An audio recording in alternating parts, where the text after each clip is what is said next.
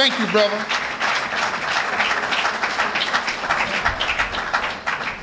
That's just a part of our Ministry of Arts and Culture, Sister Viola, and the product of her work of her father. And I thank our Ministry of Education and our Saturday school, but the innate ability that Sister Queen Asia Muhammad has at 5 years of age. Praise be to Allah. Well, brothers and sisters, let us move forward with the word of God this morning. We want to present the one, the only. There's only one, Brother Akbar. Might be a lot named with that name in the world, but there's only one that we know, Abdul Akbar Muhammad of the Nation of Islam. And I want to say this, Brother Akbar, when you spoke on the tsunami prayer line in the time of the Laylat al-Qadar, or the Night of Power, the last time before the minister came on, and you gave the history of what the Minister Farrakhan did in New York City with the ministry class and where all of those individuals are today in the world. You shared something I knew of the class, but that particular history just re-enlightened us on the depth and the breadth of the man, Minister Farrakhan, who walked in this city, labored in this city, and now today sits in the seat of the Honorable Elijah Muhammad. And he's leading us to freedom, justice, and equality. And we can't keep staying amongst our enemy. I'm going to say this to you and bring Brother Akbar. Don't forget what happened on Thursday. They used to say 6 minutes, Dougie Fresh, you're on. Well, 15 minutes, and the tornado was on in New York City. The Honorable Minister Louis Farrakhan has warned us over and over again that Allah is going to keep sending one exclamation point after another. 15 minutes between Park Slope, Brooklyn, Forest Hills, Queens, and Staten Island. A bow wind struck through. 15 minutes and destruction. Trees that have been there 90, 100 years pulled up from their roots, concrete and steel along with it. We pray for the woman who lost her life, but the minister says disaster and destruction does not know persons. It could happen to any one of us. We have to pray for that family, that Christian family in the Bronx that were on their way last night in Orange County and their wheel blew out. They were 14 or 15 and 7 of them have died, including the wonderful pastor and his beloved wife. See, so we can't take for granted life. We must be precious, but we have to know that the Honorable Elijah Muhammad said that Master Farad Muhammad would destroy nations for us to be free. Last night, the Honorable Minister Louis Farrakhan spoke in Rockville, Illinois. You have to hear that message because he's making the case for separation. And if you don't believe it, you keep watching how God tears up the country. Everything is going to be separated anyway, so we might as well get ready to go for ourselves. Let's receive a message today on the burning of the Quran and the attack on Islam by our student minister, Abdul Akbar Muhammad. Let's give him a New York well-deserved round of applause. This is his home. Assalamu alaikum.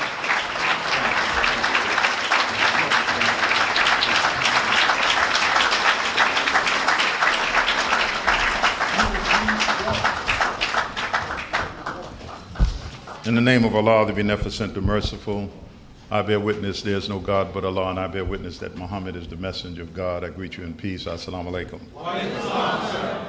First and foremost, I want to thank Allah for blessing me to be here this morning. It's still morning. We have a few minutes. And as always, I'd like to thank the Honorable Minister Louis Farrakhan for an opportunity that he gives us to help him in the work that I believe God has placed on his shoulder. I want to thank Brother Minister Hafiz and thank the staff for allowing me to come and speak here today. And it's always special when I come to New York. It's my home. And as I tell people, Brother asked me the other night, sitting next to me, he said, "Brother, do you miss New York?" I said, "When you leave New York, everything else is camping out." And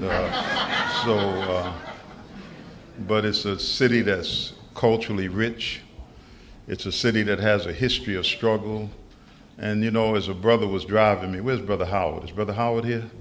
Brother Howard, the brother from Jersey who was driving me, and I was pointing out, you know, where I lived in the South Bronx and how I walked across the 145th Street Bridge and went to Colonial Park, and when I worked in Central Harlem from 110th to 132nd Street, and pointing out to the restaurant 22 West, we used to call it, right? And as he was saying, he said, "Akbar, you need to put this on film." And I was telling him what happened here and there. But when you grow up with a thing, you don't think about it. But when you get to my age, you begin to think about it and reflect. but it's a powerful city. It's made an impact on the black struggle throughout the world, no doubt about it. From the Renaissance period, the early migrants who came to New York. Minister Farrakhan mentioned at the press conference about the graves. They're talking about Lower Manhattan, the graves of the black slaves that built Wall Street and all of that. So it's a city that is rich. And it's a city, I know when you reach a certain point, you want to move out to where there's a little grass and a little more trees, but there's a magnet that draws you back to this city. I was riding through Brooklyn the other night, and I was just looking at the energy of Brooklyn. It reminded me, is Brother Yusuf, Brother Joseph here from Haiti? Is he here? Well, he'll be coming shortly. I went to Haiti recently. My 140th country, Bob, was Haiti. And the brother said to me, he said, my subject is burning the Quran, but I'm going to take the scenic route to get there, okay? So bear with me, and I know we have to leave early. But this Quran issue has become a very divisive factor in the nation and the world. I got a letter from Brother Gaddafi's son, Saif, last week right before I did a TV show for overseas. And he was pleading with this pastor in Florida whose elevator doesn't go all the way to the top. You know he's a nut. But the only reason that he got public profile is because of the press. And the press had a political motive that most of us may have looked over. We were all in the hype of this Christian burning Holy Qurans, but the press profiled him. It would have been like somebody passing gas in a storm, and nobody would hear him, nobody would know it. But they made him the center of focus because there was a political objective. So let me take this scenic route because I'm back in New York and I'm home and I see some of my friends. I want to thank Bob Law, who is with me. Bob, we have to hear about this Freedom Party for a few minutes. And Viola, where's Viola at? She's here. And these are my friends, you know, I love them. And what I love about them is that they've been consistent in the struggle. And let me take all praise due to Allah. Because, you know, I was with the minister and we were talking about people who become battle fatigued. And dealing with black folks, they can wear you out. Not only will they turn your hair crazy, they'll send you to the crazy house. You'll need some Thorazine and everything else, just dealing with Negroes. And but there are people who hang in there, and they stay and they're consistent. And you know, and bear with me for a minute. I'm going to keep in mind I'm talking about the burning of Qurans today, but I just want to share this with you, because at my age, you don't know when Allah will take you. I was at the funeral of Reverend Lucius Walker the other day, and Allah took him at 80 years old. But he was a progressive Christian minister. He didn't limit it to the church that he was in. He took it to the streets. And then he made it so that the church had an international thrust. He kept the people in his congregation. When he started in Milwaukee, one of the first black ministers over an all-white congregation. And so what he did with the white folks in that congregation, he took them to the hood. He took them to the ghetto. And he said, if you're going to be in a church, you got to get out in the street and work and show what a church can do. That's how he started. So I thank God for him. One of the things that will live in the memory of children and grandchildren and great-grandchildren is his caravans to Cuba and those students. They were all in the audience. They stood up. These were students from East Harlem, black students who went to the medical school provided by Fidel Castro. So you don't know how long you'll be, so bear with me while I talk about this. Brother Yusuf, why don't you come up here, okay? This is a Haitian attorney who is also an FOI. And have a seat right over there. Thank you. He went to Haiti with me. So I'm going to take the scenic route. My subject is the burning of Qurans and the attack on Islam. And I'm going to try to make it the scenic route that I take because there's some things that I have to cover. And I want to start this morning. You know, most of the people in New York know that I love jazz. There was a brother named Maceo Haziz who played the piano. Anybody remember Maceo? Could you raise your hand? Okay, and what you have to do is share something about him with the brothers and sisters in the mosque and the young brothers who don't know him. Maceo came from Cleveland. He was a piano player. He accepted Islam. And his love of jazz was always there. So some kind of way, you know, people who love the music, we kind of vibe together. You know, I was walking somewhere one day and I had my linen hat on. And the brother said, "Do you like music?" I said, "Yeah, I like music." He said, "You look like you like music." And how many remember Donald 15, who used to play the saxophone? Anybody in the audience? Thank you. Okay, he's in California. Usman, you remember him. When Donald first came and sat in the mosque on 116th Street, and I was an assistant minister under Malcolm, Donald said that you stand like a trumpet player. And I don't play an instrument, but I love music. So Viola, I'm telling this story for you right now. Because Viola loves music. And the term, we got a TV show, and Viola, I got this from you. We're going to call it Straight Ahead. It's a one-on-one conversation about what's happening in the world. And when I suggested that name, Straight Ahead, they accepted it immediately. But let me just say this to you. I grew up in the South Bronx, first in Brooklyn. When I came at 2 years old from Virginia, my mother moved to Brooklyn, Bedford Avenue first, then we got an apartment on Tompkins. And then my aunt got a house out in Queens where there's grass at. And we all of us moved out to Jamaica. Those who know Jamaica, I lived on Glasswell Avenue, a few blocks from Shimer. And I went to Shimer. And this morning when I was listening to the radio, there was a brother that I grew up when my mother got a little more money, we moved to Hollis. No, we moved back to the Bronx first. I moved to the Patterson Projects. There's a brother here that grew up with me in the Patterson Project. That's where Albert and all of them and Melvin Combs, what's his name? Puffy's father, we grew up together in the Patterson Projects. And then we moved back to Queens. And when we moved back to Queens, this time we scaled it up a little. We moved to Hollis. And over there where Russell grew up in that area. And I met a brother named Richard West. And his father's name is Frank West. And Richard and I grew up together. Richard played piano. And Richard introduced me to his father, and I was blown. He played with Count Basie's band. This is for the Over the Hill gang, you know, so bear with me for a minute. The young brothers, you don't know what I'm talking about, because I'm not talking about the hip hop, but this is what we started our struggle with. And so he introduced me to his father, and I was elated, you know, I'm meeting Frank West. But Richard had a drug problem. And Richard began to, and he was a good piano player, and he began to shoot heroin because in the late 50s, in the early 60s, when I grew up, heroin was king in this city. 116th Street, where the mosque was, the brothers were like packs of wolves waiting for the man to bring dope. And we cleaned that corner up, but it took time. We didn't clean it up right away, but we cleaned that corner up. But the brothers didn't leave. They migrated to 115th in Lenox. And they gave up the corner of 116th, but they moved to the next block. And I'll never forget when I opened the bookstore in 69 and Richard came up there and I was trying to talk to him about drugs. And he said, you know, Larry, I just love getting high. I just do it. I love it. And he died. And in the music world, there are tunes that are made, such as God Bless the Child Who Has Its Own.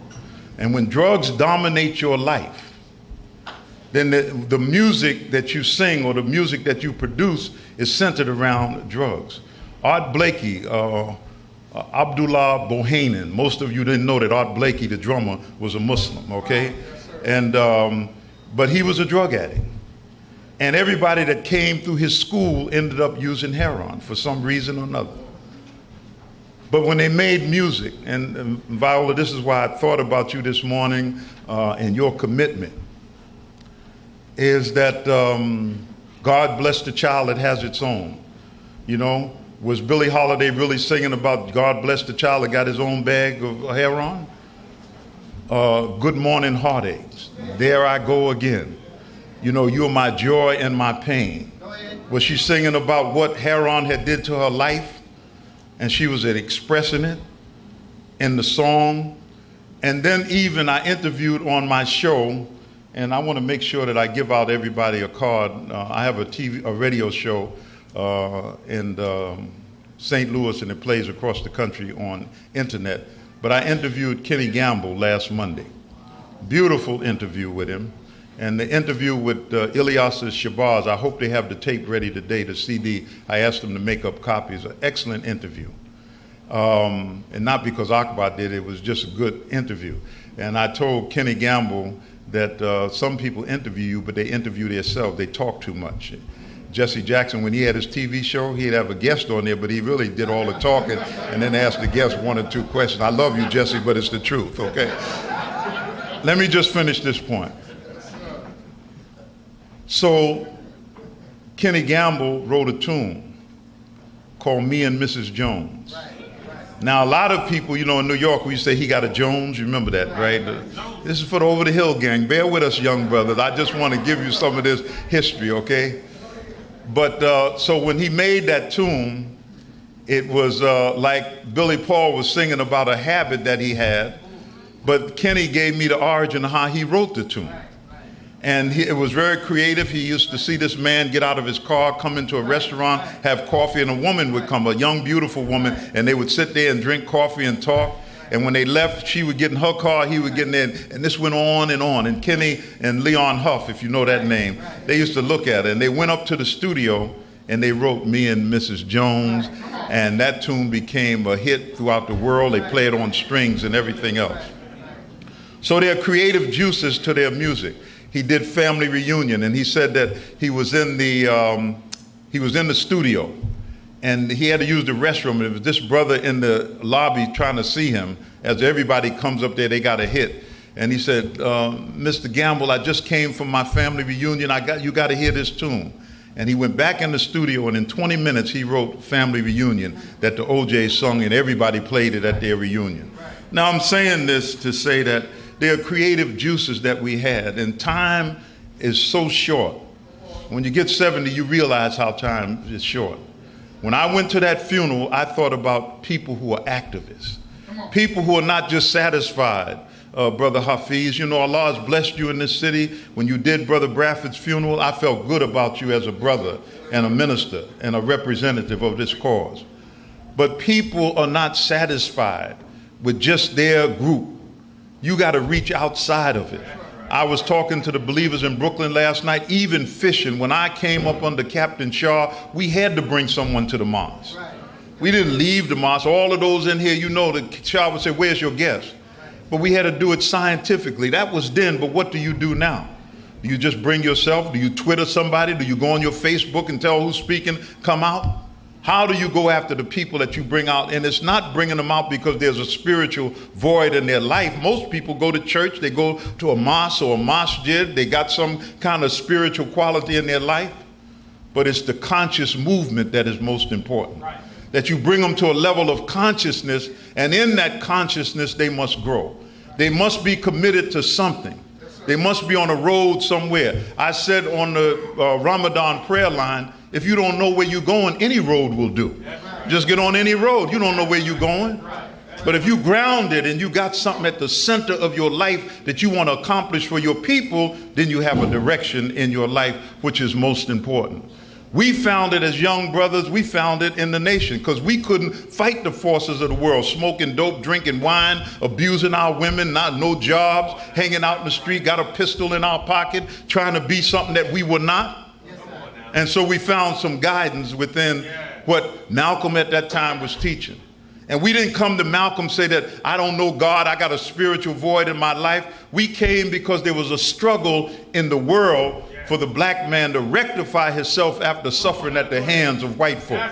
And we heard within this teaching something that would put us on a road that would get us involved in the struggle.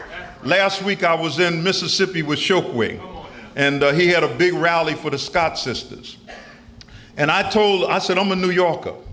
I said, we didn't have a healthy respect for the civil rights movement. We thought that y'all were kneeling in, weighing in, begging white folks to accept you. We had no respect for that. We were New Yorkers, you know. And, you know, New Yorkers are a little arrogant now. I mean, we're all arrogant. We think the world stops and starts at New York. When I was young, we thought it stopped and started at 116th Street. An adventure for us was to go to Brooklyn. That was long distance travel, okay? But we realize now it's a big world out there. But I told them we didn't have no respect for it. And at the rally, I said this to the people of Jackson, Mississippi. They had no respect for it. We thought that we needed to get guns and shoot white folks, but it was 3 books that I read that gave me a healthy respect for the civil rights struggle in the South. And they were by a white boy, Taylor Branch's book.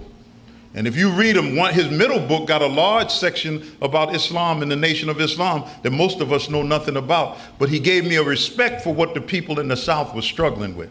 How they went to jail in those water hoses, and how James Bevel, when the struggle got heated, he said, we got to get the youth, we got to get the children. That's how those children ended up in the street.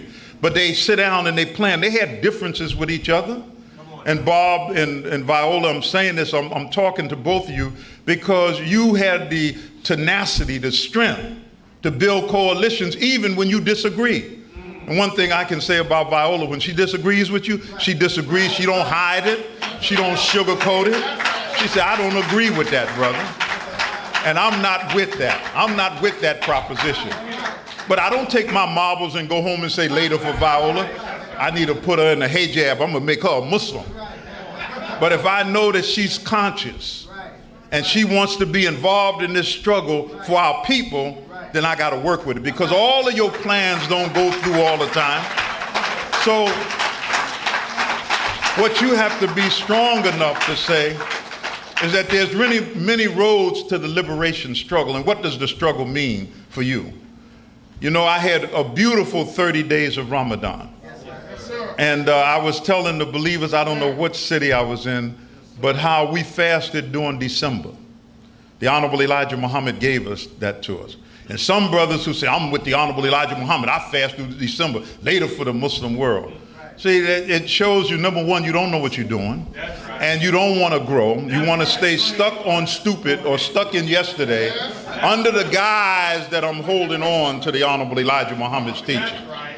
And when Minister Farrakhan called us from Dubai and told us to fast with the rest of the Muslim world, and then if you believe in the Honorable Elijah Muhammad, you could have went right to the Holy Quran and read what he did and understood it. It says that if you are on a journey or you are sick, you can fast like number days. We were on a journey 9,000 miles away from home, brought here in the holds of slave ships, you know. And were we sick? Absolutely sick. The white man made us sick in America, and that's why we crazy as hell right now. So therefore, so you could fast like number of days. So when the minister told us to fast with the Muslim world, it was a great fast. This was one of the best Ramadans I had. I didn't miss one day. And one thing that made me get up in the morning, even though sometimes that sleep guard can get you now. Alarm clock go off, you hit the alarm clock, knock it off the thing. I mean, it's rough in the morning. That sleep guard is very powerful. And so, but we got up in the morning, we made our prayers. We asked Allah to bless us, to guide us. We strengthened our bond with our family. And during Ramadan, the objective is to get closer to God. And in Ramadan, you know, you have forgiveness, mercy, and protection, the 3 different 10 days of period, the reading of your Quran. And in the religious community of the world, very few people read their holy book the way Muslims read theirs. It's a challenge. It looks thick, but it's really a thin book, 114 chapters. And every time you read it, and you got your problems, your personal challenges in the front of your head, God helps you with some ayat that you read 3 or 4 times, but at that time it means more to you than anything else. So I got the Quran burning, it's right there. It is the subject today. And I'm saying this to the Muslim community because Allah has given us an opportunity. We've become a beacon light and an institution after 80 years of the establishment of the Nation of Islam in America. And what you said, Brother Hafiz, and I just looked at my notes, what you said is that I was telling brothers and sisters that when Minister Farrakhan came to New York, now Malcolm had been killed, we were accused of killing him, you understand? And the 2 of our brothers that I know as sure as I'm standing on this rostrum were absolutely innocent. They went to jail for killing Malcolm. One of them died recently. Norman or Aziz is still living up in the Bronx. They were innocent. And as sure as I'm standing here, I know they were innocent. But when Talman Hayner, who got shot and caught on the set, when it went to trial, and they had him, and he fessed up. Then he said, tried to clear the two brothers. That DA said that, here, we got him. And our DA did a passionate closing that we got him, he's guilty. But he's trying to do the noble thing and clear his two brothers who are equally as guilty. They didn't catch them on the scene. And those brothers went to jail, lost their families, 25 years in jail for something they did not do. But it's symptomatic of what happens across this country. There's brothers in jail who were involved in the liberation struggle. They were not out just sticking up people trying to get a dope deal and so forth, but they were involved in the struggle. And many of them are innocent, didn't really do anything, but the enemy roped them in, and they've been in jail for 25 and 30 years. So the conscious movement, and I'm saying this to say that the conscious movement is important. Because most of us you didn't say, well, I read a Quran and I'm looking for God. I want to better serve Jesus and his prophets. You didn't come to this cause on that. You came to it because you had a hope of changing your lifestyle, improving yourself, doing something different, giving you strength as a man or a woman. And then you moved in and saw how God could be in the center of your life. But it started as a conscious movement. And when you lose that, and I watched it, some Muslims got so hung up, they wanted to be Salafis or Wahhabis, and they wanted to be Sufis, or they wanted to be this, and their religious expression became dominant in their life that they forgot the struggle of the masses of people. They didn't, even though dawah work, propagation is a part of Islam, dawah was out of the window. They brought themselves to a mosque, to a prayer, but they didn't bring anybody. And their lectures never stimulated a level of consciousness. That's why Minister Farrakhan is so loved across America among the masses of black people, because when he goes to preach to them, he preaches into the problems that we're challenged with. Yes, he weaves in and out of the Holy Quran or the Bible, but he's talking about problems that affect the black masses of this country, and so the nationalist community can identify with him. The Hebrew Israelite brothers, progressive white Americans can identify with him. The church ministers who are progressive ministers can identify with Minister Farrakhan, because he's bringing the people to a level of consciousness as he brings God to them, but consciousness is more important. What are you doing for your people today? What are you struggling to eliminate the problem of crack cocaine and drugs, now cocaine in our community, dysfunctional families, schools that are not teaching our children anything, jails that are full of our young men on drug charges and other madness that's going on. What are you doing to affect that kind of change? What are you doing to get scholarships for the young children who are struggling in high school? How are you trying to help these mothers? We got a problem right now with mothers in shelters with babies. How many shelters have you been with? How much food during Ramadan did you go there and feed the hungry and so forth? So there has to be a social consciousness if you're going to be into something. Otherwise, just build yourself a storefront church, get in there and either make your salat or call on Jesus and worry about whether you got 10 or 15 members in the congregation. So I was moved by Reverend Walker's funeral because he was a social activist. He didn't just stay in the church. They had to have his funeral at a bigger church because his church was probably too small. But he moved out of that church. He wasn't afraid to associate with Fidel Castro or Daniel Ortega or Hugo Chavez. He was not afraid to get involved with the problem of Haiti, where the Americans would send the Haitian boats back, but because of the political dynamics, they would let the boats full of the Cubans, and especially the white Cubans, come in to America to set up that little bastion down there that they have in Miami of the anti-Castro. He took caravans with buses. He even called me and asked, could we stay at the mosque in Dallas on their way across the Mexican border, taking goods to Cuba through Cancun, taking a flight over. He was a social activist. And in that funeral service at that church, you saw everybody from different specters of life. You saw black, white, Hispanics, and so forth, because he was involved in what was happening in the community. So let me move on to the burning of these Qurans. The burning of the Quran is very divisive. And it didn't come out of a vacuum. It wasn't that it happened. The media played a major role, as the media is playing a role right now and trying to get Barack Obama out of the White House. Now, I don't care what you think about him. He's not above criticism, but he's a black man in the White House. Now, what I don't know if I was here before, and I mentioned to you, take a read of the book, The Bridge, by David Remnick.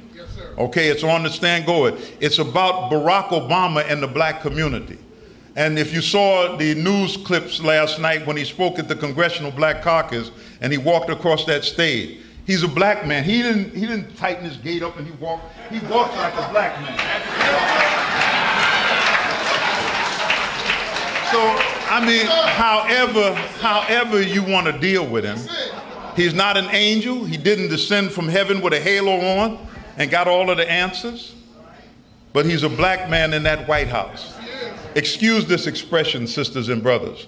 When he was campaigning, and show you how the media can do things, it was the BBC, the British News, that sent a reporter around America to get the temperature of Americans. They went to South Carolina, and there was a motorcycle gang of white boys, and they were interviewing them, and the white boy had a T-shirt on.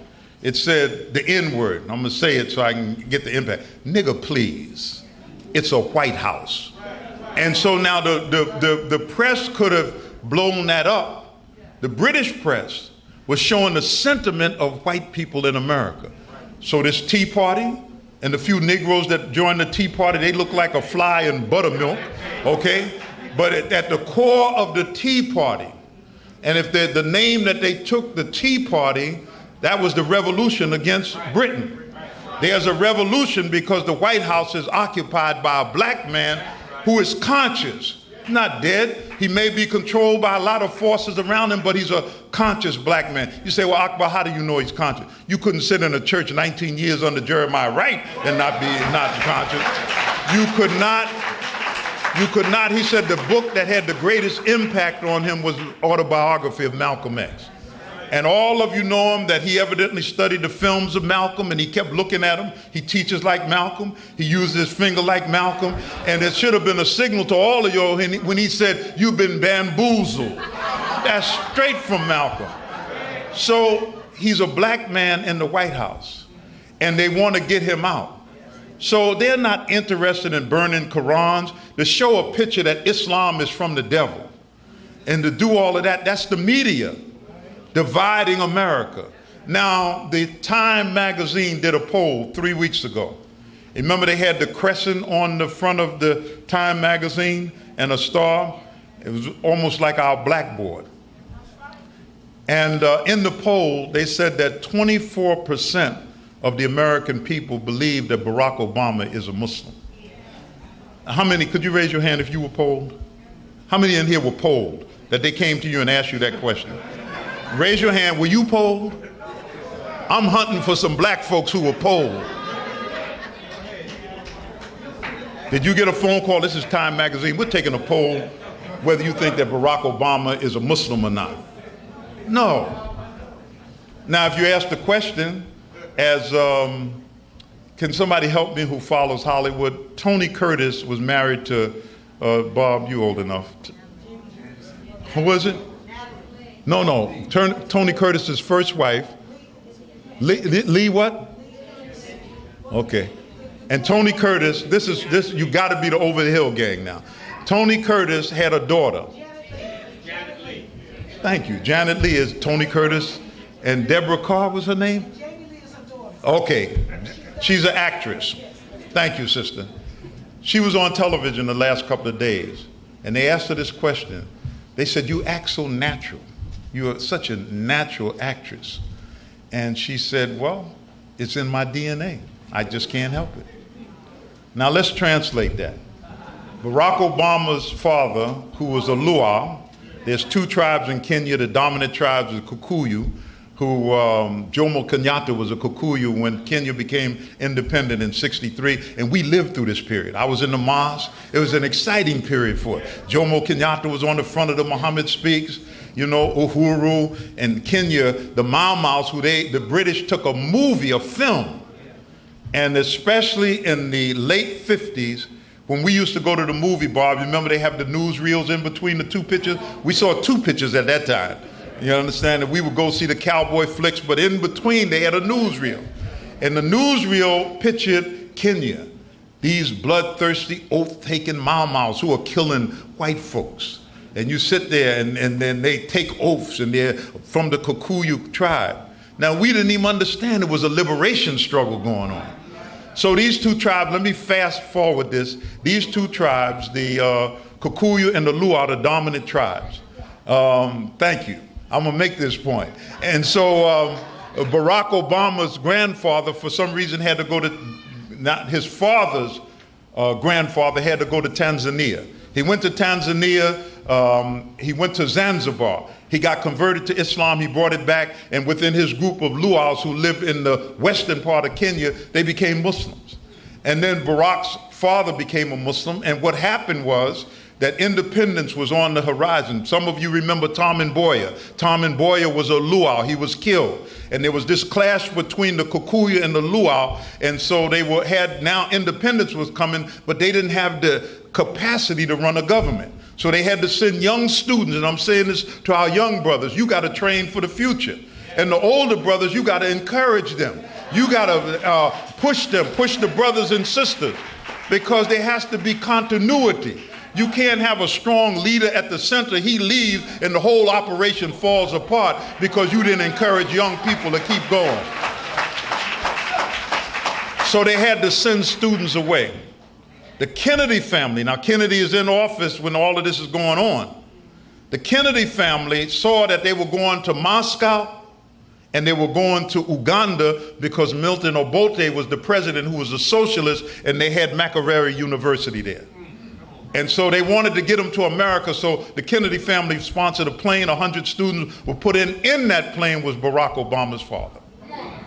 He was sent all the way out to Hawaii, and then a little young white girl from Kansas went to school in Hawaii, and they met, and there comes Barack Obama. But in his DNA, to make my point, as that actress said, in my DNA is acting, in his DNA is revolutionary struggle. His father was involved in it, and also Islam is in his DNA. So therefore, and Bob, you know, the people, you can criticize. You can say Barack ain't doing this and he ain't doing that, but he's a black man in the White House. What are we gonna get if he gets kicked out? This midterm election is important, but Negroes don't vote on midterm elections. I mean, we just don't do it. It's not important to us. But what Barack said last night, and he was trying to encourage those at the Black Caucus meeting that, you know, I'll lose both houses. Anything he puts on the table right now, they criticize. So this is a battle. The house is divided. The burning of the Qurans is a part of it. And this attack on Islam. I was in Washington this week, and I got an email. It said that there was going to be a hearing on Sharia. Sharia is law in Islam. And the hearing on Sharia was conducted by 3 Republican congressmen. I went there, the room was packed, the press was there, and they brought this book out, Sharia, The Threat to America. And when you get it, when you read it, the first part of it is how they dealt with the threat of communism. And how the McCarthy, remember all of the strugglers. If you read Trotsky's dissertation on black nationalism, okay, and I was young, and when I was reading all of that stuff, because we had the cipher between Mao and Moscow, China and the struggle, because they aided the struggle of the liberation movement, and it was tremendous, their aid. But what happened is that all of the conscious black people, including W.E.B. Du Bois, he suffered because they said that he was a Marxist, he was a communist, he was this and that. They took his passport right here in this city. And when he got that passport in '59 to poke his tongue at America, he went right to China. But they were locked into this struggle. So in the opening of this, they recount that the threat of communism, and they equate it now to Islam, which there's millions of Muslims in America. And they say that we are an internal threat, and they want to see how to deal with this. Now, this is coming out next month in a book. It comes out in October. And when you read it, it will blow your mind. The French have set it up right now when the French now deported the gypsies, Romas they call them. They're seeing how that goes because France has the largest Muslim population in Europe, and the next move is to get the Muslims out there and see Islam as a threat. Now I'm saying this because the seeds of Islam in your DNA, according to my sister, she worked right up at the Schaumburg, Sylvia Doof, servants of Allah, Muslims enslaved in America. And she talks in this book about the millions of Muslims that were brought here in slavery. So in your DNA, there's some Islam going on, okay? So, but you know, it was taken away from you.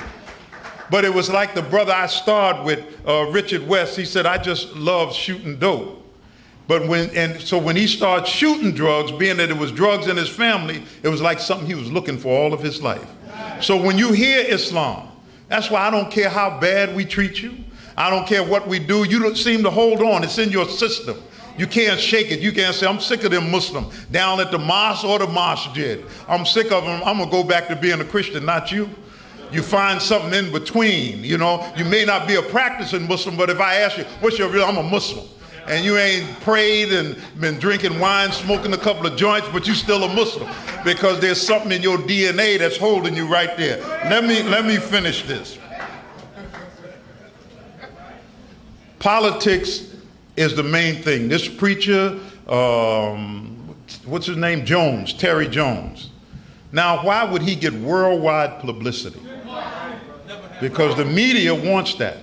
They want to divide the country over the issue of a black man being in the White House. Barack's first move when he got in, he went to Turkey, delivered a speech. He said, America is not an enemy of Islam. It never has been and never will be. Then he goes to Cairo to try to resolve this problem of the Palestinians.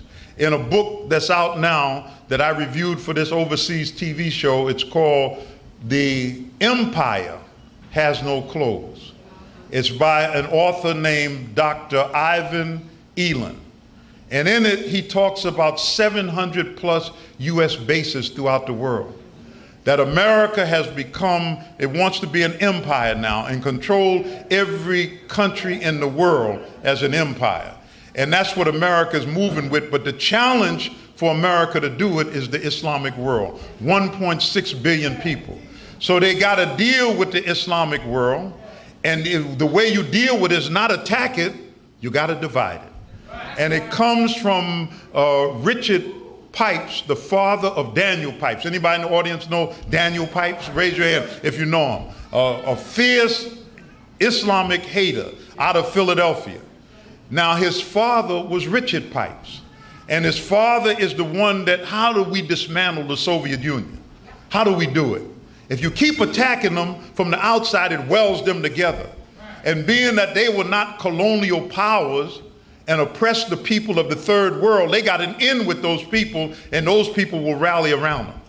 So Richard Pipes came up with, let's divide them from within. He came up with glasnost and perestroika and all of that, and open markets and so forth. And he divided the Soviet Union. The Soviet Union collapsed. Now it's the Russian Republic, and all of those states around it are independent, but those states around Russia, Uzbekistan, Kurdistan, Azerbaijan, all of them are Muslim countries. And so now America is looking at the same thing. The Muslims are in our way.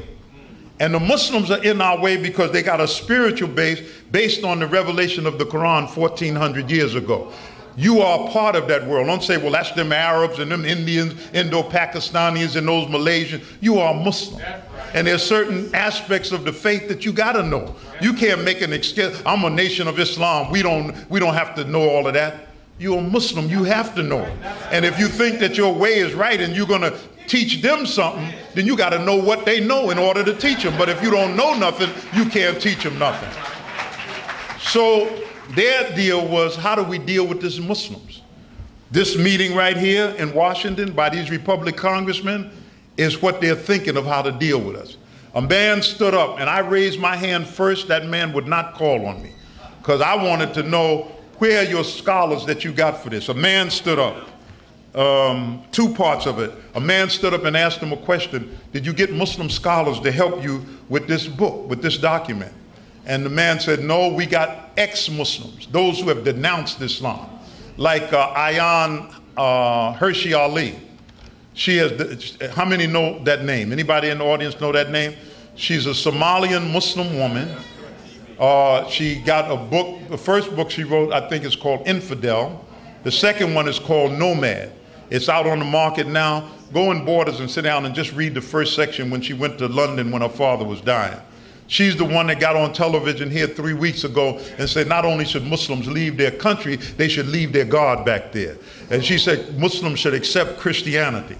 And so the Yahudis have got her into America. Cy Newhouse at Random House gave her a couple of book deals. She's going to do a forum at the Washington Press Club on October the 25th, and they're advertising her Muslim activist, but she denounced Islam. So you explode them from within. You get the Muslim community, the largest group of Muslims in America are black Muslims. And I'm black Muslims of all walks, not just the Nation of Islam. Out of the 10 million Muslims in America, the largest percentage are black men and women who have accepted Islam. And so how do you divide that group? So you divide them from within. You get the brothers who are real Salafis. They've gone overseas. They basically studied in Saudi, and they follow the line of Abdul Wahhab. That's why you call them Wahhabis. And theirs is real strict, and everybody needs to be brought back to the Quran. Or you get them to follow the Tabligis. The Tablighi brothers started in India with Ilyas Muhammad, who really wanted them to go into the mosque and correct the behaviors of the Muslims, and they don't do any dawah work at all. They spend time splitting hairs over whether you got the right hadith, whether you stand in qiyam like this when you pray, or whether you keep your arms to the side, and what school of Muslim thought do you follow of the 4 great imams. So you spend time wrestling over that. Meanwhile, black people and our people are suffering and catching hell in the street. They don't want to be bothered with you. You know, they don't want to be bothered. Say, man, them Muslims are so confused and divided and fighting with one another. This is the plan of the enemy. The enemy is to divide you from within. I'm a better Muslim than you. I'm Nation of Islam. I wear my bow tie and sell final calls. I believe in Allah, Master Farad Muhammad. You don't understand what I understand. I got supreme wisdom. See?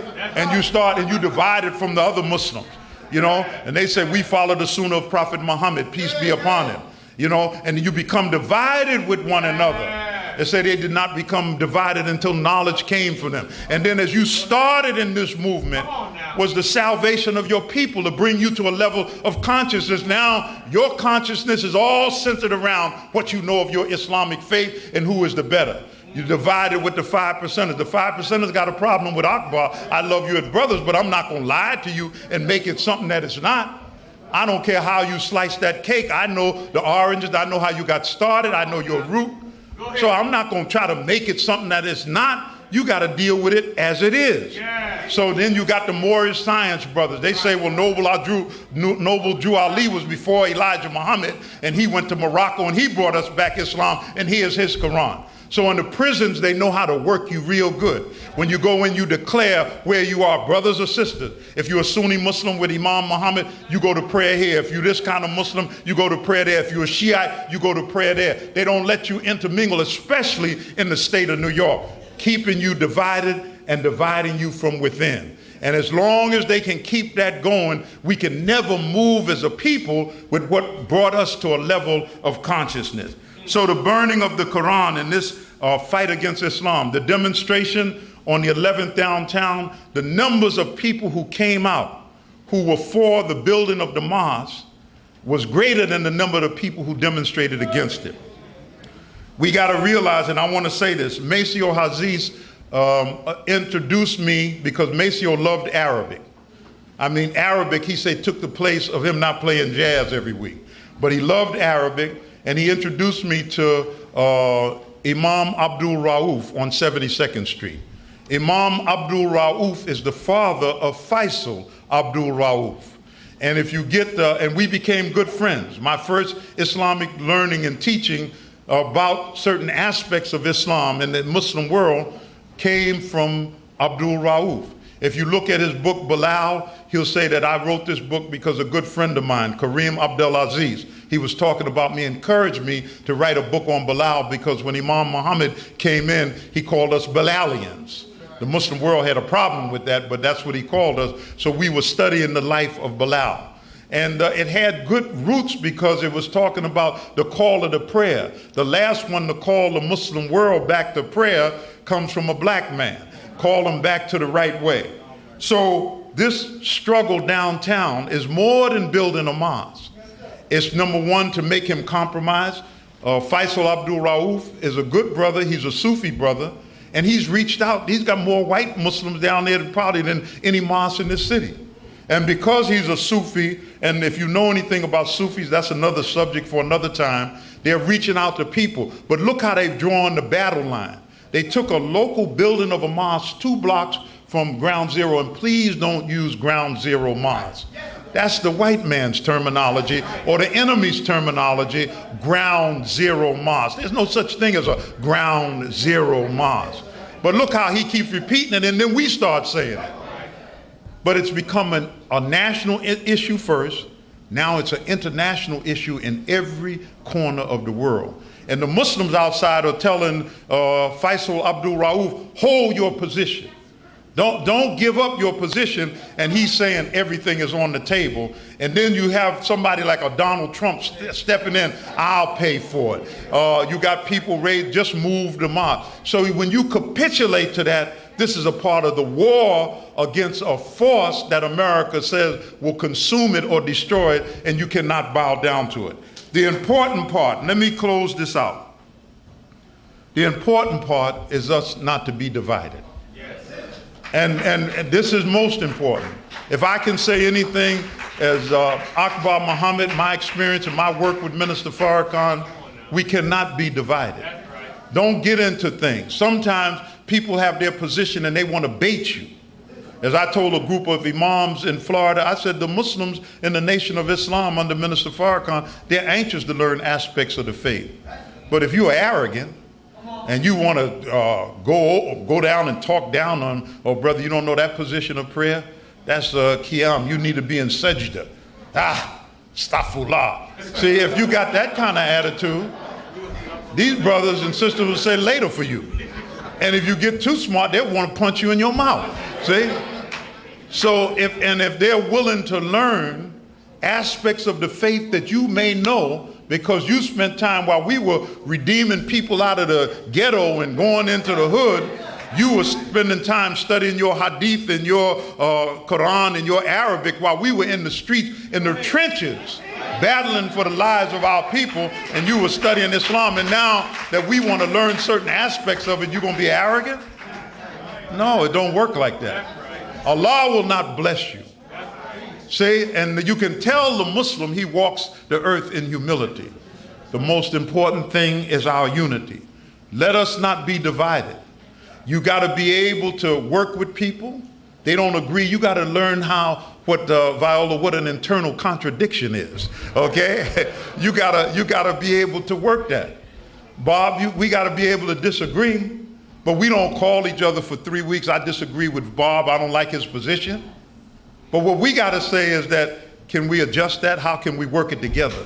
How can we get the max out of it for our people who we are trying to help in this work? Now let me close because I want to, Bob, and I got to hear from you. I thank you for coming out today. But Bob and Viola, I want to invite 3 people to the rostrum here so that they can say a word, because Bob, the political dynamic is important. See, we can't tell you from the rostrum because we have a religious group, we have tax exempt status and this and that. We can't tell you who to vote for. But politics is everything. All politics are local. You know, people know that Rangel is 80 years old, but you know what they said? That he's got a history. I mean, I met Rangel at the Democratic Convention in Denver, and we were walking together. Now, I've known Charles Rangel for 40 years of my life. And we were walking together, and so he calls me Brother Larry. He said, Brother Larry, you've been a long time. You've been hanging in there a long time. And I told Rangel, I said that, you know, whenever we needed you, you were a politician, but you came to our aid.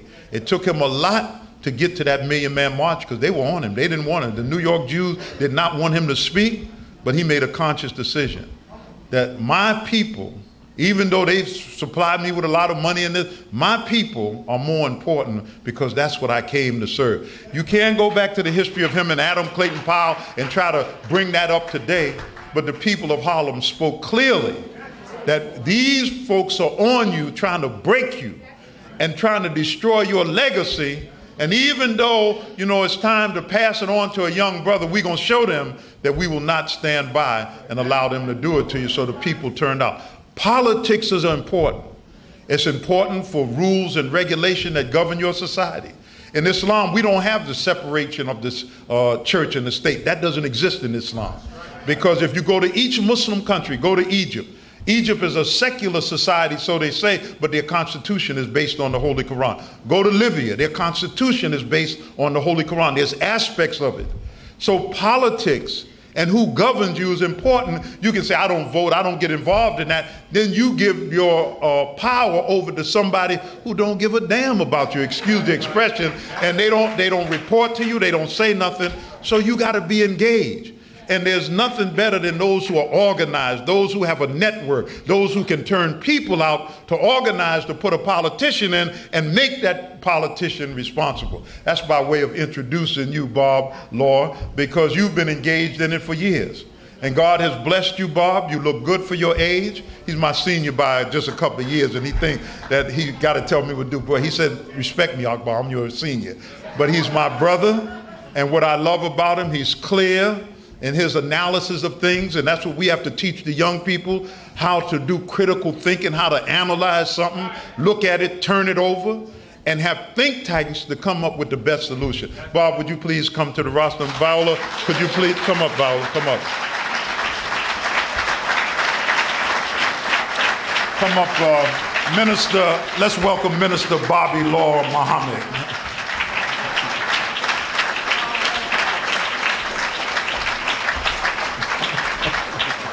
Thank you. Brothers and sisters, Viola, come on this side. You know, now here are two of my friends, longtime friends. We've traveled overseas together, we've struggled together, we've been in all kind of meetings. And I remember we were in a certain country and there was a brother who I was trying to get involved. You know, I'm always kind of build bridges. And Viola said, absolutely not. I cannot work with him. Absolutely not. We won't, and he's a New Yorker. We won't call his name right now. And I loved her. I said, go ahead. And plus she came from Jamaica, Queens, out in the area that I grew up in. But I wanted to bring them up because Bob is working with the Freedom Party. And when I saw Charles Barron at the funeral, I said if I speak Sunday, I wanted Bob to be here to say a few words and have Viola here. So go right ahead, Brother Minister. Thank you very much. Thank you. Can you all hear me from here? And actually, Viola is the co-chair of the Freedom Party, and one of the people who is very much responsible for the leadership and the direction that we are going. Let me just say this, do this quickly. I really appreciate your inviting us to be here. Absolutely. We really appreciate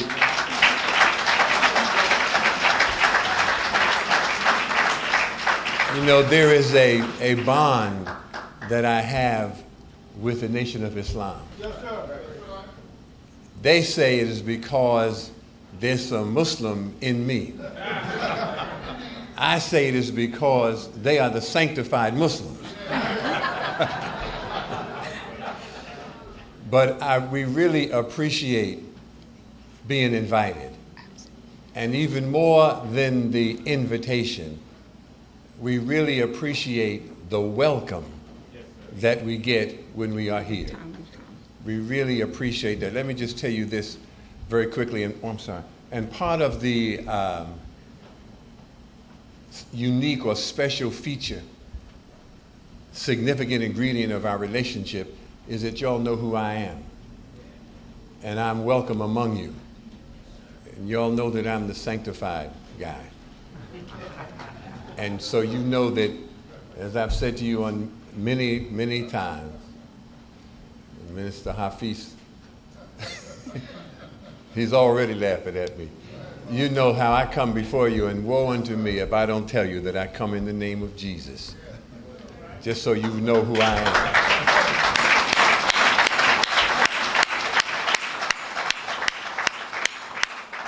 Let me just tell you this really quickly. The Freedom Party.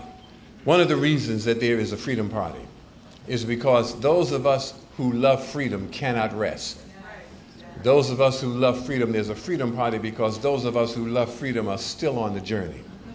Everything in this country everything in this society, everything black in this society is being marginalized and moved aside.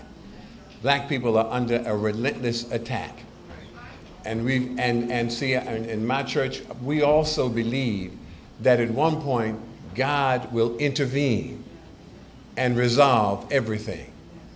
However, in the meantime, we have a responsibility to do God's work, which is to liberate oppressed people. In the meantime, and while it is true that the God is still on the throne, but he did not give you dominion over all things for you to be an innocent bystander watching history on the journey. He didn't give you dominion over all things so that you would be silent and passive, waiting for him to eventually intervene.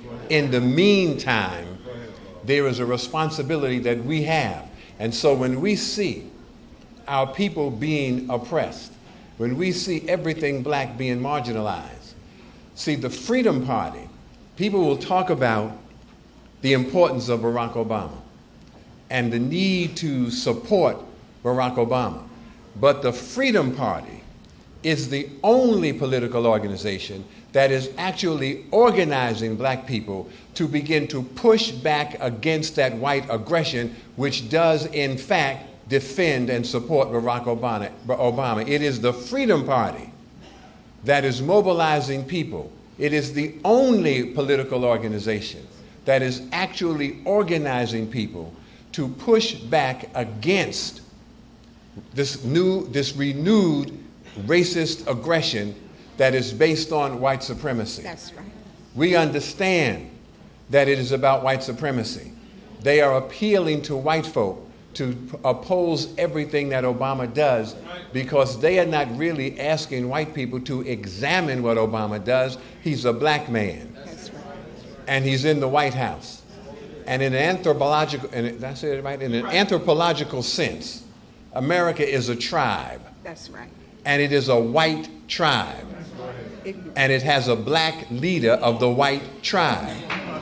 That causes white people to suffer cognitive dissonance. They can't handle that. That doesn't make sense. That t-shirt, I saw that clip and I saw that white boy with that t-shirt. He was talking to white people. So understand that none of this stuff, none of this dialogue, see, y'all be listening to Glenn Beck saying that I want to know what the enemy says. I want to be informed. I want the information. Like you're going to do something about it once you listen to it. He's not even talking to you. Those are white folk talking to each other. Our struggle is to get a strident black voice back on the radio. That's right. We don't have anybody talking to us. Freedom Party recognizes that black people are being marginalized. And so we have begun to organize a political and independent black and Latino-led political organization that will speak for the people who are currently voiceless. There's nobody speaking for you. And I know that some of you, some black folk, think that they are Democrats. They think they're Democrats because they are enrolled in the Democratic Party. Malcolm said once that I'm neither a Democrat nor a Republican, and I got sense enough to know it. See, if you think you're a Democrat, you're a member of a party if that party speaks for you. You know good and well that the Democrats and the Republicans are not even trying to speak for you. And they couldn't care less what your concerns are. Freedom Party is the only party that gives you a voice. Freedom Party is the only party that is even interested in talking to you. See if Cuomo will come here. Invite Palladino. See if Palladino or Cuomo even want to talk to you. And we've been coming here even before there was a Freedom Party. You know that we love you. Now what we are saying to black folk, the Freedom Party exists. You know that we love you. Now we need black folk to begin to love us back. Harold Melvin was right. There ain't nothing like loving somebody when somebody loves you back.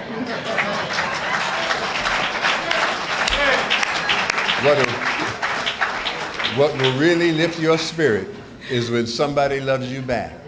Freedom Party, of course, has positions on issues. Freedom Party says, for instance, that there ought to be free transportation. That's right. For everybody. Freedom Party says there ought to be free tuition. When Ed Koch went to City College, it was free. As soon as the population shifted and became predominantly black and Latino, now there's tuition. Now there are textbooks that you can't even afford. You got to make a decision to pay your rent, buy groceries, or buy a textbook. Freedom Party says you have to stop taxing. See, do you listen to these white folk talk? And they say that they are opposed to increasing taxes. They are lying. They're not opposed to increasing taxes. They're opposed to increasing taxes on rich white folk, but they don't mind taxing you. See, they will cut every service that is being offered to you. That's taxing the poor. We've got a little poster with a little girl who's about 5 years old, and the little girl says that the politicians kiss me, and then they cut $200 million from the school budget. Charles Barron says, tax the billionaires 4.5% instead of the children. When they tell you that they are for cutting taxes, what they really mean is that they are for taxing your children, for taking services, closed libraries, closed schools. All of those things is how you continue to tax the poor and tax the working class. Freedom Party recognizes that. I can assure you, as you hear the conversations throughout this campaign, you won't hear anybody else but the Freedom Party talking like this. Freedom Party speaks for you. What we need for you to do is to become aggressive in supporting the initiatives of the Freedom Party. Here's what happened. The reason we're running for governor to get started is because the New York State law requires that in order to become a certified political party with ballot status, you have to qualify a gubernatorial candidate. And you've got to get 15,000 valid signatures. And you have to get them from throughout the entire state. You've got to get them from, like, was it 21 congressional districts? Yes. You've got to get them from 21 congressional districts. So our base may be New York City, but we can't go get the whole 15,000 from New York City.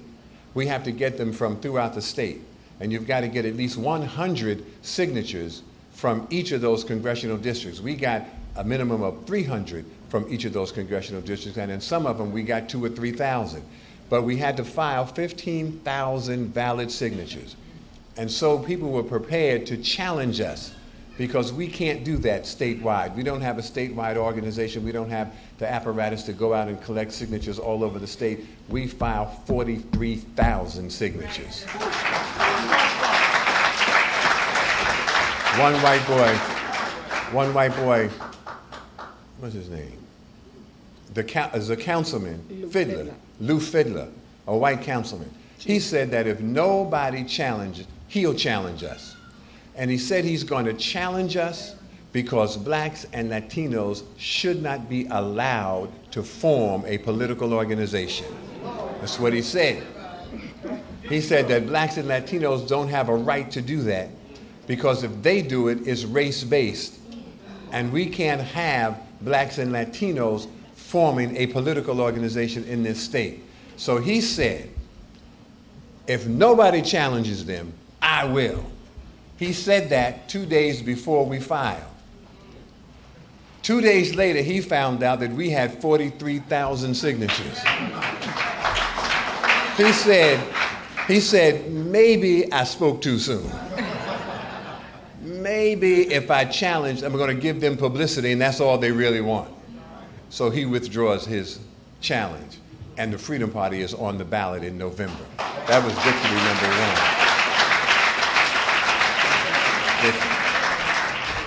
Support the Freedom Party because the Freedom Party is a win-win-win situation. If we get 1 million votes, Charles Barron is governor. If we get 200,000 votes, we have the largest number of votes of any independent political organization, and we have immediate power and leverage and influence. And we're on the ballot. If we get 50,000 votes, we're on the ballot, which is what we want to do, is be on the ballot for the next 4 years, because watch what effect we have on the next mayoral election in New York City. It's win, win, win. We're either going to be governor, We're either going to have enormous power and influence, or we're going to be on the ballot, which is what we wanted from the beginning.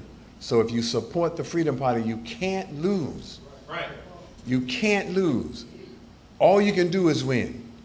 And if you vote, it'll be the first time in your life that you actually voted for something that made a difference, that you're actually building something. If you've been voting for Democrats and Republicans all of your life, you know good and well that they couldn't care less about your vote or your concerns. If you think there's a difference, when Pataki was governor, he's a Republican, right? Right. When Pataki was governor, then who was Spitzer? He was a Democrat, right? You don't have to answer this out loud, but what was the difference in your life when the Republican was in and the Democrat was in? How was your life any different?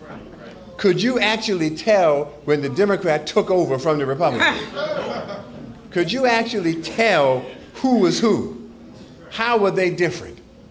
You know good and well that when you vote the traditional party line, you already know you are wasting your vote. You know you're wasting your vote. You vote for the Freedom Party, you empower an independent black political organization. It'll be the first time in your life that you cast a vote here in this city that actually was to build something powerful for black people. People are worried about being Democrats. And people always ask us, how is it going to affect the Democratic Party? And then people come up and they say, Charles Barron, I got a problem. And what you going to do? How long have you been a Democrat? And you still have a problem? You coming and asking us what we going to do about your problem. You've been a Democrat 40 years and got the nerve to come up and admit, I still have a problem. And you want to know what we're going to do. We want to know, what are you still doing in that party that has left you in a situation where 40 years later you still have a problem? What are we going to do? Lord help us. Support the Freedom Party. It helps us to build an alternative. It helps to create a power base for black people, not only in this city, but throughout the state. And everybody in the country watches New York City. If we do this, then there will be a Freedom Party all over the country just like that. We need an independent black political organization. Freedom Party is a unique opportunity to do that. And so we have come to make you aware of the Freedom Party. And see, people who are worried about their position in the Democratic Party, look, let me just stop here. Look at this. You don't want to upset the Democratic Party. Schools are closed. Hospitals are closed, right up under your Democratic nose. Schools don't teach, right up under your Democratic nose. Vigilante police up and down the street, right up under your Democratic nose. How dare you be concerned about what effect this is going to have on the Democratic Party? See, we've been assuring people that you don't have to worry. You can keep your membership in the Democratic Party and still vote for us. I'm not trying to assure you nothing. You got some nerve worrying about the Democratic Party. All of the trouble that we are in, right up under your Democratic nose, and you concerned about how is this going to affect the Democratic Party while you still pretend that you're a Democrat.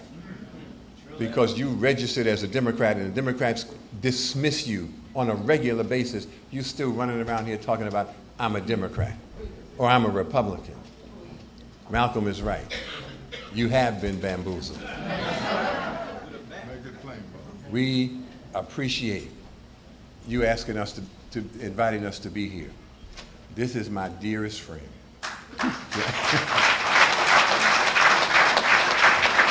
Everybody knows this is my dearest friend. And we've been involved in this struggle for years and years and years. And see, me and Viola's mother been praying for Viola.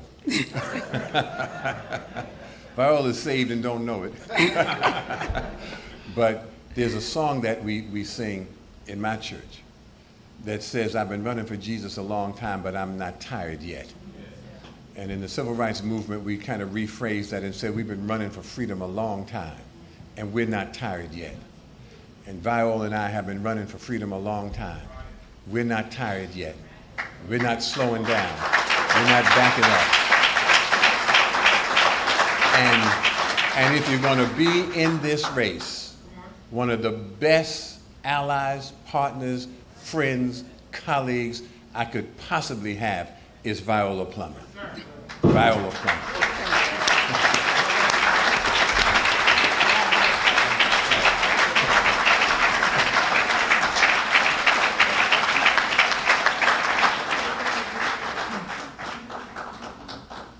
Brothers and sisters, Brother Minister Hafiz, all of the brothers and sisters that I've known over the years, Brother Akbar Muhammad, Brother Bob Law, all of you, Brother Derek, who is our student teacher, okay, who makes sure that we in the December 12th movement are up to date on what's happening. I am just so honored to be among you. You have no idea. I can't say anything other than what Brother Bob said or Minister Akbar Muhammad, and that is that we are united. Am I a Muslim? I don't know. Maybe it is in my DNA. But what I am is a committed, unapologetic Black woman who's gonna fight for the liberation of our people all my life. And I thank you, I thank you, I thank you.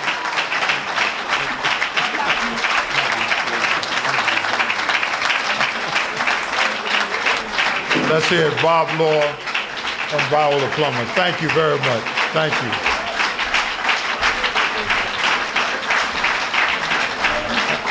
Brothers and sisters, I want to close this out because we do have the parade today and we have a participation in it. Brother Joseph, could you come up? I call him Yusuf. Come up for a minute. I just want to say this to him. Brother Joseph, because it's far spent, I wanted to hear from him, but the time is on us. It's 1 o'clock already. I didn't even have a question and answer period. You know, I never come to New York without opening the floor. But perhaps, inshallah, I'm scheduled to be here next week with Bob Law, and then I have to go to Africa, but maybe I can leave Sunday night for Africa and come back, Brother Hafiz, and let you lecture and I'll answer questions, okay? But let me just say this. I went to Haiti. It's one of the greatest trips I made. Because a brother asked me, how come all of your traveling you never went to Haiti? Because the media made it appear that it was just somewhere I didn't want to go. But the history of Haiti was buried. And when we got there, we had a debate whether to go to the Citadel in Cape Haitien. Did I say it right? Yes, sir. Okay. And I told the brothers, I said, brother, I'm not coming here. It's like going to Ghana and not going to the slave dungeons. But if you know that Dessalines, right? Yes, sir. Built this. Henry Christophe. Henry Christophe. Yes, sir. And if you know the history of him, coming from Grenada, coming to America, helping the Americans in their struggle. I mean, the history of Haiti is rich, and white folks hid that history from us. Yes, sir. Those struggle. And what was so profound is that the early strugglers, Bookman and Macadel, which is his middle name, yes, sir, they were Muslims. Bookman got his name because he always carried a book, and the people say he carried this book and he reads it upside down because he was reading the Quran. You know, you read it from the right to the left instead of left to right. And then Macandel was a Muslim, and there were many early Muslims in that struggle in Haiti. Toussaint L'Ouverture. Toussaint is the opening, right? Which one is the L'Ouverture. opening? L'Ouverture is the opening. Toussaint is the two saints, right? Yes, sir. All saints. Yes, sir. And but these men struggled, and when they gave me this history, and then when we went to the Citadel, in the name of Allah, it reminded me of the slave dungeons. And when I looked at those cannons in mint condition, and Brother James, you would really appreciate this. So if you go to Haiti, now we're going to take another delegation, And if Allah blesses me after this trip to Africa and we can advertise it, make the trip to help the Haitian people. We walk by buildings, all praise is due to Allah. We walk by buildings where bodies are still buried. Yes, sir. We talked to two brothers, it was four of them, digging, and they said the family, there's two members of the family in here, and they paid us to dig to get the bodies so they can give them proper burial. The tents that are there. But the spirit of the Haitian people and their ability is unbelievable. And I was listening to the music and the rhythm of the people. And I showed him when we were walking, we were in Cape Haitian, I said, look at the women carrying things on their head. Yes, I said, the Africans didn't come here and teach them that. That's right. And the women were doing it just like their whole rhythm. And they have retained their African identity and the African personality. They are proud people. And the way that they have bounced back from this tremendous earthquake, but we could be of more of assistance if we get involved. Yes, sir. And so I want to thank my brother. He is a lawyer and a politician, and it was an honor to have him with me. He helped me with my Creole down there. He translated when I spoke at the mosque. There's 4 Muslim communities that we visited. Most of them were started by members of the Nation of Islam who abandoned their posts and ran back to the safety of America and left the brothers there. So we got to get back involved. In Haiti, 9 million people. 3rd largest population in the Caribbean, and it may be larger than the Dominican Republic. Haiti once ruled the Dominican Republic, and there's always this jealousy about Haiti and the Dominican Republic, but it is a great opportunity if we get involved. So I want to thank you, Brother Joseph. Thank you, sir. I delivered your speech for you, okay? You did very well, sir. But let me say, the other night in Brooklyn, a week ago, 2 weeks ago in Brooklyn, Yes, sir. we went to the Haitian program with a brother named Napoleon. Yes, sir. And he spoke. First time I heard him speak, and if you get a copy of that speech, you should hear him speak, okay? I want to get it to the minister because we don't want to pull you away from your law profession, but we need that good teacher. May Allah bless you. Thank you very much. Thank you. Praise is due to Allah. So, brothers and sisters, let me finish with one thing I want to mention. The movie that I saw the other night, Muzak. How many saw it? Anybody see it in the audience? Muslim. And Brother Howard saw it with me, but I hope that we can get it for the Muslim community. The brothers are going to take it to Chicago. It was at the Urban Film Festival. And the brother who wrote it, his mother and father, grew up in the nation and so forth, but it's an excellent film. And Danny Glover is in it and a few other people. But I want to mention Brother Hafiz, if they do have a showing, make sure that the Muslims get a chance, and we'll pack an auditorium to see it, but it's an enlightening film. Now I want to close out. I'm going to have Brother Hafiz to come up. How many are here for the first time, never been out? And, okay. I'm going to, brothers who are here, never been out, I want to say that if you want to become a part of this, what you learn in the Nation of Islam, whether you leave us, stay with us, it'll carry you through your life if you use it in your life. It'll carry you and help you. So when I finish, Brother Hafiz is going to ask you, send you to the secretary, to see the secretary. There is a DVD, CD, we don't have many copies. I did an excellent interview with Malcolm's daughter. And I told Ilyasha, who Malcolm named after the Honorable Elijah Muhammad, and I remember the last daughter that Malcolm announced to my daughters. I'll never forget the Sunday when Sauda was born. She was born April the 1st, 1963, and Malcolm said, Brother Larry has another girl. And he had 6 girls. I ended up with 9 girls.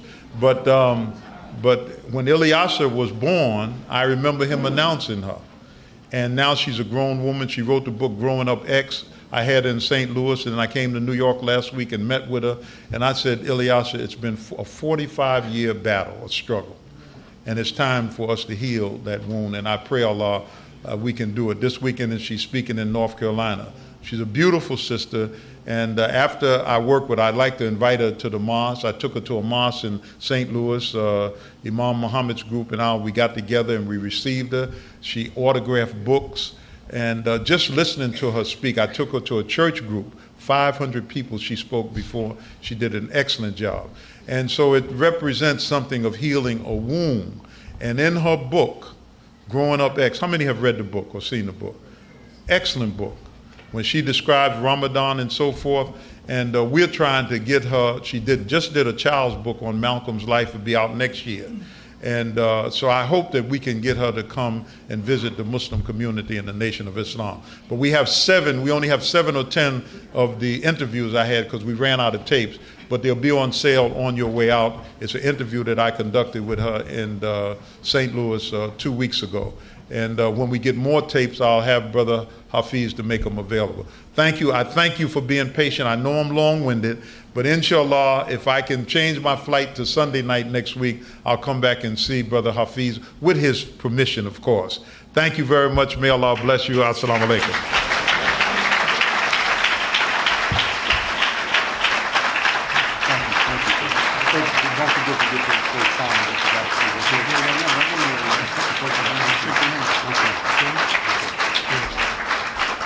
Praise be to Allah. Let's give Brother Akbar another well-deserved round of applause for his presentation.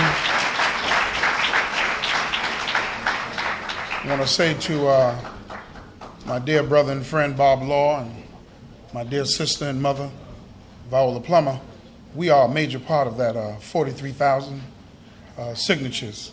Because when y'all came to us first, maybe Bob didn't know that. I was waiting to hear that, but maybe you didn't send him that memo. But I'm going to give him a personal email that Mosque No. 7 jumped right on top of it, sir. And so I put a lot of signatures out there for you, so we're honored to be a part of that. No, I'm not. You know I'm going to take a jab at him. I mean, that's what we do. We Million Man March buddies, so ain't no big deal. And yes, we are sanctified Muslims, but Bob is a Muslim sanctified preacher. And if we didn't send that note, Bob would have had us here another hour and 30 minutes. You know what I mean? I just wanted him to bring you up, Sister V, so that we could move things along. But we love you all. And we do have this African American Day Parade today. Brothers of the FOI, I want you all to be ready we're going to walk together along with our counterpart, our sisters of the MGT and GCC, and we want a strong showing in this African American Day Parade, and all of you are welcome to walk with us. You are members of this mosque, so we want you to make yourself present and accounted for. As we get ready to close out our program, we want to recognize some brothers and sisters who are here with us today. But before we do that, thank you so much, I want to ask those brothers and sisters who heard this message today, and you have not yet come forward to say that you heard what you heard is the truth, it is good for you, and you want to come and learn more about it. Brother Akbar spoke very resoundingly this morning.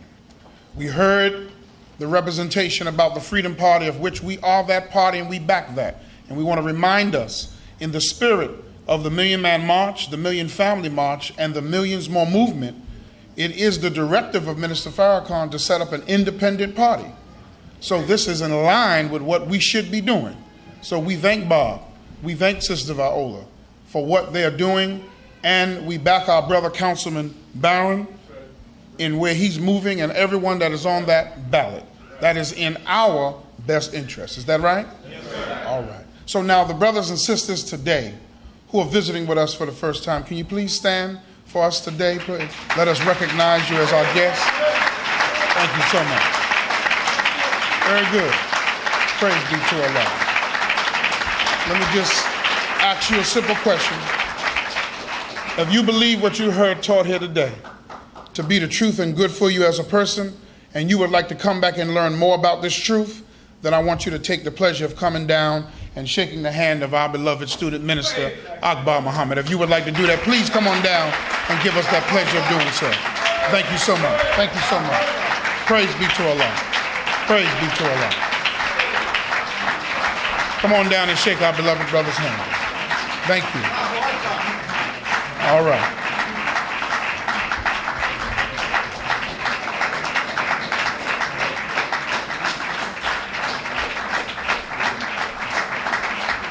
Yeah, help direct those brothers. You see they're going back.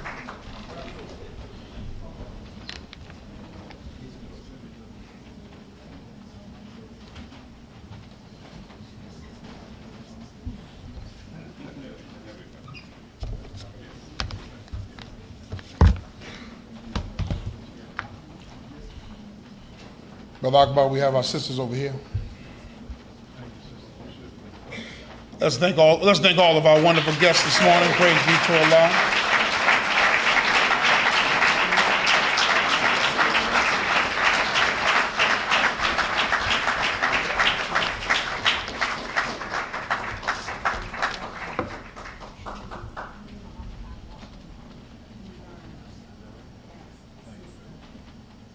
Thank you. My guests, won't you just be seated right where you're standing at? Won't you have a seat right there? Thank you so much. You're going to receive a Believer's Pledge card, and we want you to fill out that information. We want you to give us your email address on there as well. There's not a space for it, but there's room for it at the top so that we may be in contact with you and also make you a part of the nation's program, that you may also be contacted by our national headquarters. We're very, very thankful to every one of you this morning. Our brothers and sisters, with very minimal movement, let us move through the close of this part of our program. The brothers that are visiting from Los Angeles, California, please stand up, that are visiting with us from Mosque number 27 or the West Coast area. Praise be to Allah. Let's give our FOI a well-deserved round of applause. These are all of our young representatives and helpers of our nation. We thank you so much for being in another room in our Father's mansion. Praise be to Allah. Brother Johnny, is he still in the room? Brother Johnny from Chicago? He stepped out. There he is. Let's give Brother Johnny Muhammad a well-deserved round of applause. Praise be to Allah. Visiting from our national headquarters.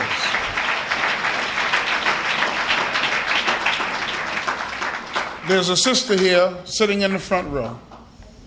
Yes, Sister Dion. Thank you so much for coming out. I want to tell you something about her, Sister Dion Gordon. She comes by the way of Jamaica, the island of Jamaica, and her family.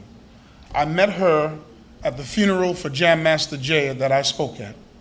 Your good friend, or your best friend, Sister Terry, and we've had a relationship ever since then, because our words on that day found resonance for Sister Terry and the loss of her husband, whom I knew, and meeting that family. And we were connected ever since that time. We spoke, as a matter of fact, at Allen AME Church. Pastor Donnie McClurkin was there as well. From that day forward, there's been a connection. But I want to thank Brother Don Enoch. We were in Chicago at a program with our minister, and he informed me that your brother had passed. Her brother is Maurice Gordon. He was the U.S. Customs agent at JFK several months back that was murdered protecting his niece or cousin, his family member. Very untimely death. This is a very lovable brother. He was a big brother, but his heart was bigger than him. Just a very lovable man, a father figure. Big Mo. Big Mo, they called him. And we were asked to speak at his wake. And we came, and we touched hearts again in the way the minister has guided us to do so. But on the day of preparing for the wake, something happened in her family that if it's not happened in yours, you don't know how you will respond until trial hits you. Her beloved father, who was saying to his daughter Dion that I can't go on without my son. I just love him and I miss him. And on that afternoon, before coming to the wake, her father returned to Allah and succumbed on that day due to the grief of the loss of his beloved son.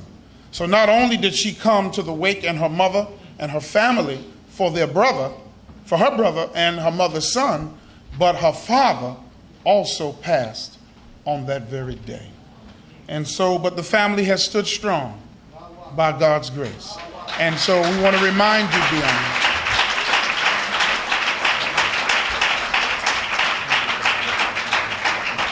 I know you're here today with your friend Terry. Where's Terry at? Angie. Oh, okay, Angie. Terry is Jam Master. Angie, how are you doing? It's good to see you, Angie, again. We know that it's difficult, but I'm going to say to you what we said on that time. No soul dies except by the permission of its creator. The term is fixed, and whomever so desires the life of this world, he gives it to them, and the life of the hereafter. When Allah says that it is fixed, brothers and sisters, it doesn't mean that you're going to just die at a specific moment. If that's the case, we don't need to practice how to eat to live. But what it does mean is that there's a moment where Allah, God, will take the soul back that he gave. Your brother gave his life in heroism for his own family. Your father died because of what might have already been pre-existing, but the grief of his son, his spirit could no longer be contained in his body. And when it reaches that point, brothers and sisters, it is time to return to Allah. But before you met your father, you knew God. And so you can be here even after him. And before you knew your brother, you knew God. And you can be here after him. So the Lord is not finished with you or your mother or your family. So you may cry, but don't cry too long, because there's a great work for you to do in honor of Maurice, Big Mo, and in honor of your father, Mr. Gordon, that must continue through you and your mother. Let's give her a well-deserved round of applause and just thank Allah for each and every one of them.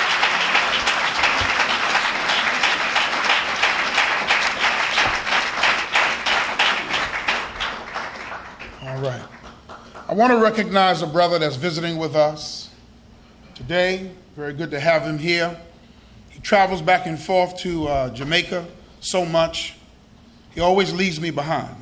I don't think that I should even mention that he's here today, but I have to, because he's a student representative of our beloved minister. No, I love him immensely.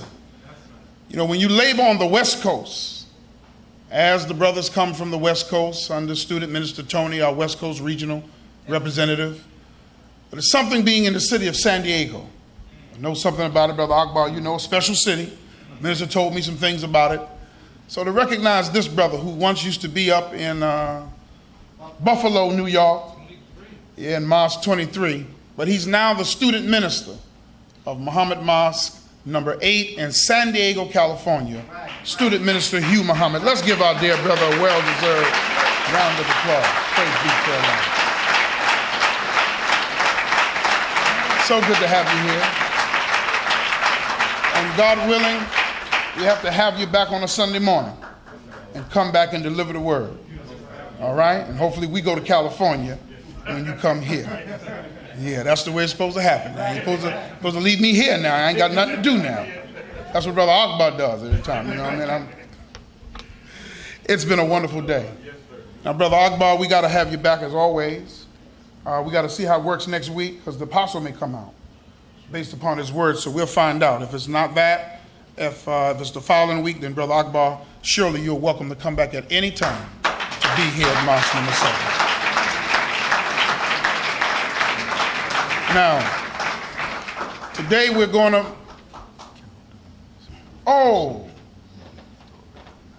yes, our dear brother George Caldoon, please stand up. Where's he at? Where's Brother Caldoon? He stepped out? His son is here, Fanan. Where's his son, Fanan? Fanan. Assalamu alaikum, my dear brother. Good to see you, brother. It's wonderful to see you. Brother George Caldoon is our wonderful brother, a part of our Muslim community. He's one of the leaders at the Harlem Children's Zone, where we've done a lot of work together with them and they with us. And his daughter got married yesterday, and so it's an honor to be able to have him here. And praise be to Allah. It's good to see you, beloved, as well. All right. Now, sisters, please, we want you to remain back, as well as the FOI, so that we can appropriately organize our participation in the African American Day Parade.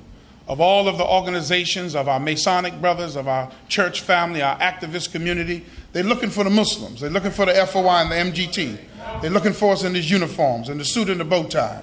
They're looking for the righteous brothers and sisters to come up and pull up the rear and take care of the business, and they know that all hope is still here.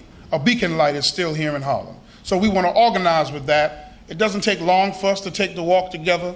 Hopefully you got on your nice walking shoes. If not, you're going to walk in whatever shoes you got, as we getting out there today together. You already knew about this, so let's be prepared, okay? So FOI and MGT, let's stay behind, as our guests will be properly dismissed so that we may organize. Before you leave today, I want to thank, is Sister Faja in the room? Sister Faja, just stand up. This is our coordinator of the Ministry of Agriculture here at Mosque number 7. And every other Saturday, as it was yesterday, she has our farmers market of fresh, organic fruits and vegetables from the black farmers of Vermont and elsewhere that services our Muslim community, our Christian community, even the whites that come in this community who come because of the great work that her and her staff is doing. So today, you can make your order for the fresh apples, beets, broccoli, cabbage, carrots, cauliflower, celery, eggplant, garlic, onions, romaine lettuce, string beans, sweet peppers. Do you recognize any of these food products? These are the things that we're supposed to eat. The things in the, the outer side of the supermarket. Not too much in the middle. The stuff in the middle is the stuff not good for us. These are the things that are good. Organically grown, free of pesticide, fresh, and you can tell the difference when you have them. We have a farmer's market in Brooklyn on Nostrand and Jefferson with Sister's Place. So if you're over in Brooklyn, go over to Sister's Place to their farmer's market of their fresh fruits and vegetables. So you can make an order today, $25 donation. Man, that bag is so big, it's bigger than you. Right. And I mean, you just got enough food for 2 weeks. Right. If you eat 1 meal a day. Now, if you eat 4 meals a day, I don't know how long you're going to have it. All praise be to Allah. Yes, Sister Faja. Oh, we have the navy beans from our own farms in Georgia as well. Praise be to Allah. You got to put in an order for that today, and you'll be delivered next Saturday right in front of the mosque. Let's give Sister Akbar Muhammad a well-deserved round of applause. Praise be to Allah. Oh, yes. Thank you. Yeah, we went straight into the announcements. I didn't forget it, but you know what? It's good when money's not the first thing on your mind. All right, nobody move now, because now it's on my mind. Now it's on my mind. Don't move, brother. Shabak I see, brother. Don't watch it, brother. Let's bring down the Ministry of Finance right now. Before there's 10 little Indians and then there's none. Let's bring it down right now. Normally that's the first thing that's done at the end of the meeting, but we got right to welcoming you. But now, let's go inside, and so that we may receive a blessing. You cannot attain to righteousness unless you spend out of what God has given you. It is easier for a camel to go through an eye of a needle than a rich man to enter the kingdom of heaven, because he won't give nothing up but the camel will. So give something up today, whatever that may be, 20, 10, 100, 50, that is your choice.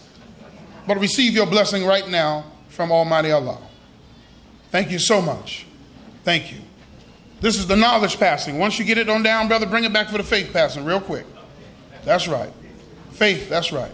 Faith goes where knowledge cannot go. So we want to see if there's something else where you can reach and get more blessings for yourself. If you don't have anything to give, have a smile on your face. There you go. If you desire to change, if you donate a $50 bill and you want change, you know what we say here at Mosque number 7. Just accept things the way they are. And we will kindly give you your change. But if you can accept it the way you are, that'll be a lot better. You got to have an enjoyable experience. Everybody all right this morning? Praise be to Allah. You got to be happy when you come to the mosque. You have to be happy. Enough gloom going around to last a lifetime. We don't need to come in here and be gloomful. Is that right? Yes, sir. All right. Even if we got to give you a fire and brimstone speech, at the end of the day, we got to give you a way out. The sun is still shining. Still bright outside. Praise be to Allah. All right, Bob. Watch it now.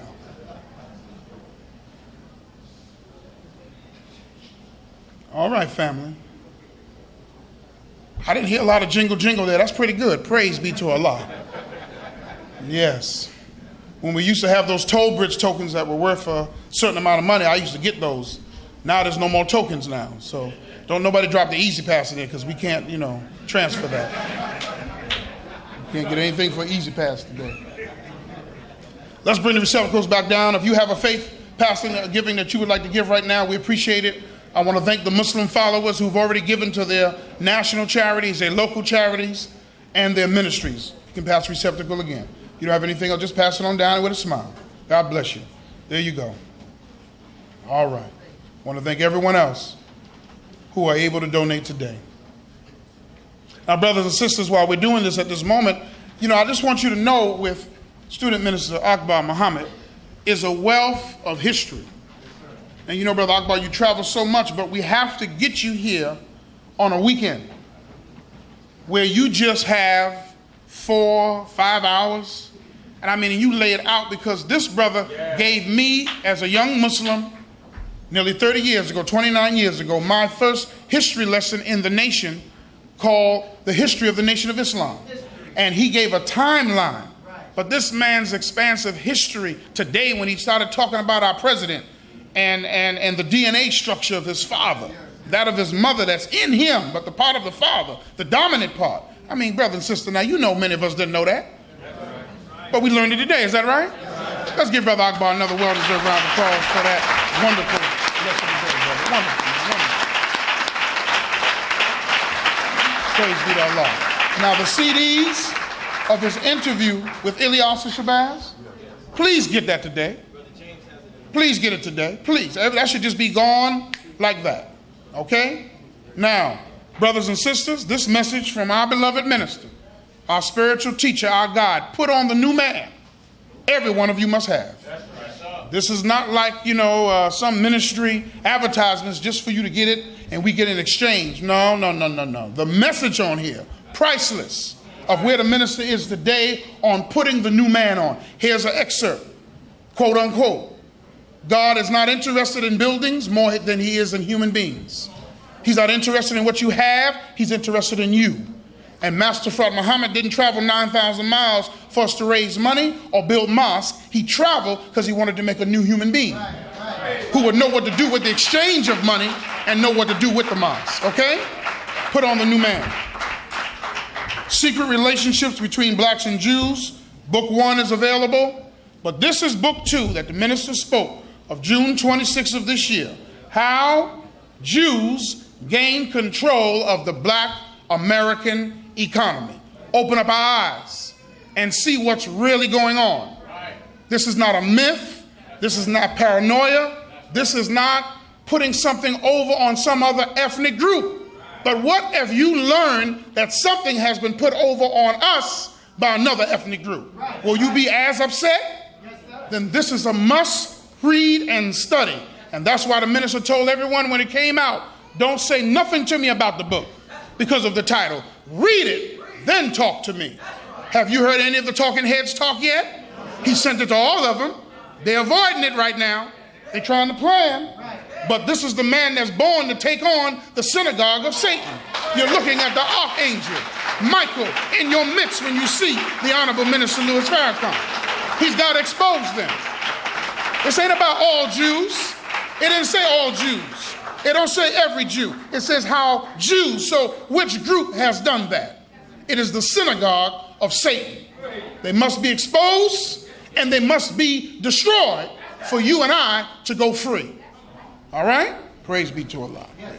I know I'm a frustrated preacher. I ain't preached in 6 weeks, but it's all right.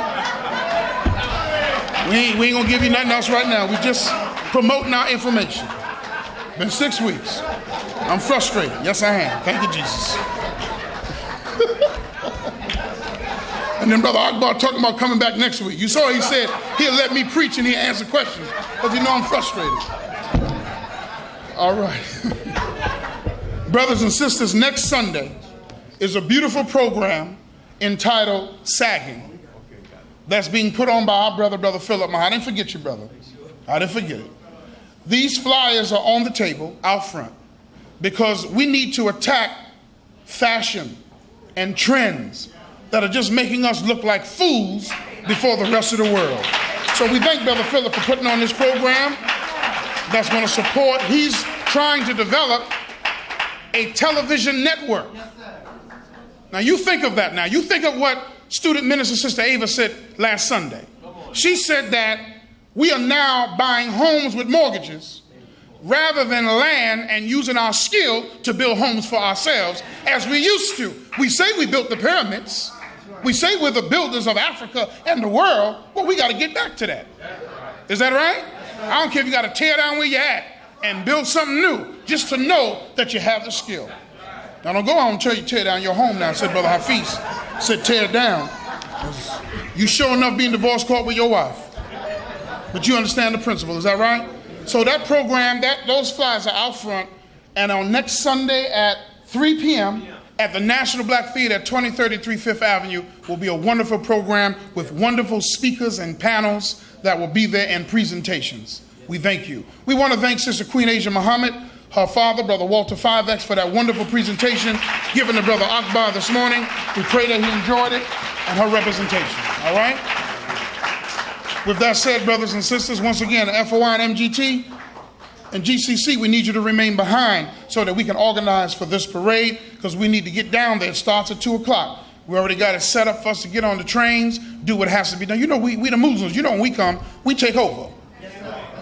That's just what we do. We love you, but we're gonna help you out. But if you do so, we definitely gonna take over. Our job is to establish a beachhead behind enemy lines and do what? Proceed to take control. That's just our divine instructions. We don't mean no harm to nobody, but somebody got to take command. Is that right? Praise be to Allah. So let's take command of making prayers and thanking the Almighty Creator for a wonderful day. Let's stand for closing prayer at this time. Thank you so much.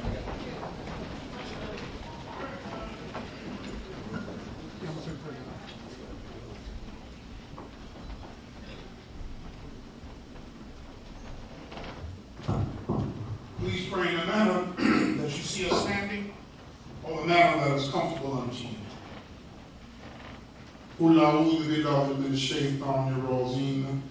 Say, I seek refuge in Allah against the accursed Satan. In the name of Allah, the Beneficent, the Merciful, all praise belongs to Allah, the Lord of all the worlds, the Beneficent, the Merciful, sole Master of this day of judgment in which we now live. Thee alone do we serve, Thee alone do we beseech for Thine aid and Thine help. O Allah, guide us along the right path, the path of those upon whom Thou hast bestowed favors, not the path of those upon whom Thy wrath is brought down, nor those who go astray after hearing Thy teachings. O Allah, I seek Thy refuge from anxiety and grief, and I seek Thy refuge from lack of strength and laziness, and I seek Thy refuge from cowardice and niggardliness, and I seek Thy refuge from being overpowered by debt and the oppression of men. O Allah, suffice not me with that which is lawful, and keep me away from all of that which is prohibited, and with Thy grace make me free from all want of that which is besides me. Amen. Amen. Brothers and sisters, at the end of every meeting, we say these words. There were 6 words that Master Prophet Muhammad gave to the Honorable Elijah Muhammad that summarized Islam. Accept your own and be yourself. In the scriptures of the Bible, there's another saying, do unto others as you would have others do unto you. And in the tradition of Islam, from Prophet Muhammad, peace be upon him, he said these words, and we fulfilled them under the Honorable Elijah Muhammad. A Muslim is not a true believer unless you want for your brother and sister that which you want for yourself. And since we don't practice intellectual cowardice, we add it to it, even if you don't have it for your own self. Because many of us only want for others as long as we have, because misery loves company. You should want for your fellow brother and sister if it's the most remote thing from you. And when the elevator comes to your floor, you won't have to ask whether it's for you. Because you want it for someone else, that what you wanted, and you know God's blessing now has arrived. Thank you as we greet you in peace. We'll see you on Wednesday night, and there's always free dinners here on Wednesday night for all of us that attend, and the youth that have been coming out to the mosque. I want to thank Brother Joe and Sister Arnice and all of the staff of that ministry that makes that happen. We'll see you on Wednesday night, inshallah. Yeah. I'm sorry? We have dinners upstairs today, and we have dinners upstairs today, bean soup and other dinners that have been prepared. We didn't get that in the announcement, so I'm glad y'all told us. Upstairs on our 2nd level is our wonderful Muslim cuisine. Thank you as we greet you in peace. Assalamu alaikum.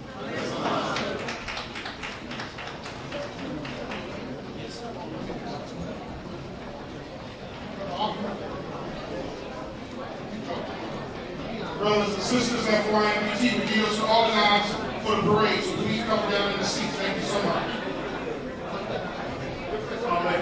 Brother Salahuddin and Brother Council, if you're still here, I want to see you before you leave. And the brothers from California, come down front. The brothers from California.